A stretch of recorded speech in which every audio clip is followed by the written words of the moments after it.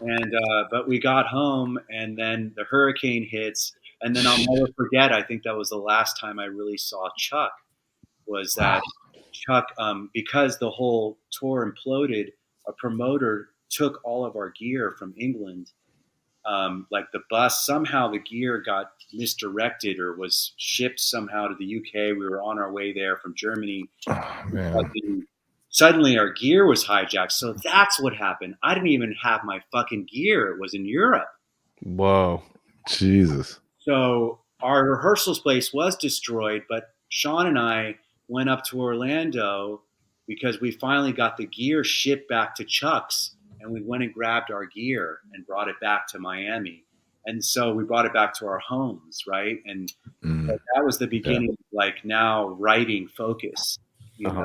And it was like a year of not even really being able to jam because the city was just decimated. And Jesus. so I had my 4-track and fucking I was trying to figure out like, oh, maybe I won't do all growls. Maybe I'll fucking do like something else. And I got hit to the vocoder and I came across this thing. And so all these ideas birthed thanks to that hurricane. Wow. That's the really vocoder thing. What turned you on to that? Like, where did you get exposed to that? You know, I always say like the vocoders, the birth of it was rooted in insecurity, man. I was so scared of my own voice and insecure that I was trying to figure out a way to sing where I could hide. And I also wasn't a big fan of power metal and like the operatic singers. I prefer like death metal or something really weird, right? And like, so I was like thinking, how, you know, and I just came across, I think I'd maybe heard some vocodery things and some weird music, but it wasn't until I came across this Digitech pedal thing with this fucking, these pads, that I heard this voice and I started to play with melodies and I was like, this sounds fucking trippy against this. And you know what I mean? And suddenly it's like, oh, fucking Veil of Maya, you know, and it was like fucking that half step, you know, and it was just sounded really cool and it was a weird sound. And then it was like, oh, and then you can do the growl and it, you know, it just all kind of merged. Wow, dude. But it was really my insecurity. I was trying to like figure out a way to sing but hiding behind something. But it turned out what I was hiding behind sounded fucking cool because it sounded like a weird alien fucking android creature. And I was like, this is fucking rad. Totally. Yeah. I totally hear that. Oh, sorry. Go ahead. No, I was going to say the label, though, Roadrunner didn't know this. And they thought they were signing the death metal cynic. And we go into the studio not telling anybody. And Scott Burns was like, what the fuck is this voice you're doing all over these songs? He's like, we got to tell Monty. We got to tell the A&R guy. And I was like, oh, fuck, man. You're going to – and so we were like already doomed going into the studio, you know. Like you can't just change your sound, you know. Right. But this is where we are now, you know what I mean? Fucking this is what we sound like. But so we had to go through that situation, which was kind of rough. Was it? It was. God, yeah, it was rough, man. Because they didn't understand what we were doing. I mean, the label was like, "What the fuck is this shit?" You know? And they're like, "How are we going to promote this? How are we going to sell this? This is not brutal death metal." So, how did you convince them to? You know, we didn't. I think they did some. They did a cool ad campaign. They put us, Pestilence, because I think Spheres had just come out with us at the same time, and a band called Believer had a concept album. They were tech thrashy, and they had an ad campaign called The Breed Beyond, and it was like an ad that was pretty fucking. And I thought that's kind of cool. Like we were like the new school, you know, trippy band. We outside of the box guys, yeah. Like our artwork was different. We weren't singing about gore and horror lyrics, and so they kind of found something. But of course, it didn't go over well. You know, I mean, fucking, we were hated, man. It was rough. We broke up. We felt so unloved, man.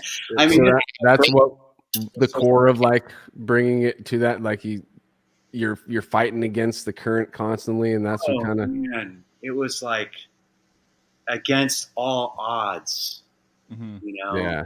And this is what I always tell young musicians and artists. I say, just do it. The whole world will stand against you. If you believe in what you're doing, just fucking do it. It's worth it. It's worth it. It's gotta Even be if no from one here, else, dude. yeah, man. Because that's the fight worth fighting. Like fuck following the norm or going really trust in your own voice. Do your own thing. Lead, you know. See ya, Gus. I So, agree, dude. yeah, you know what I mean? Totally, And dude. but Yeah. it's the hardest road. And, you know, bands like Cynic, you know, we forged a path that we got really cut up. You know, it was very thorny road. It was thorny. Those woods were dense and they were fucking cutting us up. And to the point where it cut us so deep that we just lost our passion. And we almost felt so defeated and unloved. We had a few highlights on that tour, Berkeley being one of them. But man, for the most part, it was just like heartbroken. We Mm-hmm. put everything, all this energy into this record that meant so much to us. It was like our life. Wow. And it just went, you know, and we're like, fuck it, we're gonna fucking change our sound and fuck metal and fuck this and you know. Yeah. Yeah. That's when we went and started doing Portal. We were just Portal. trying to find something new because we were lost. Mm-hmm. You know? Again, it was like, who are we? And no one likes us. You know. I mean, it's like there's a lot of movies like that too. Where it's like with the bombs at the box office, like like Big Yeah. Lebowski or something. Like Big Lebowski, like bombed the hardest Exactly. like any movie could ever bomb, and then it Totally. became the like most Cult bought classic, DVD. dude. Yeah, Yeah. like cult classic. Exactly. Interesting. People Yeah. came back to it. And Were like, I was you gonna know, say, yeah, I think it's just the classic example of something that was just ahead of its time, dude. Because then it marinates in the zeitgeist for, you know, what was it? When was it? 93 when it came out. Yeah, it was like really internet age saved our ass, man. Yeah, so a decade Mhm. later, roughly, I come across it, and with how things have, you know, Changed progressed societally and throughout the Well, you world. guys saved our life.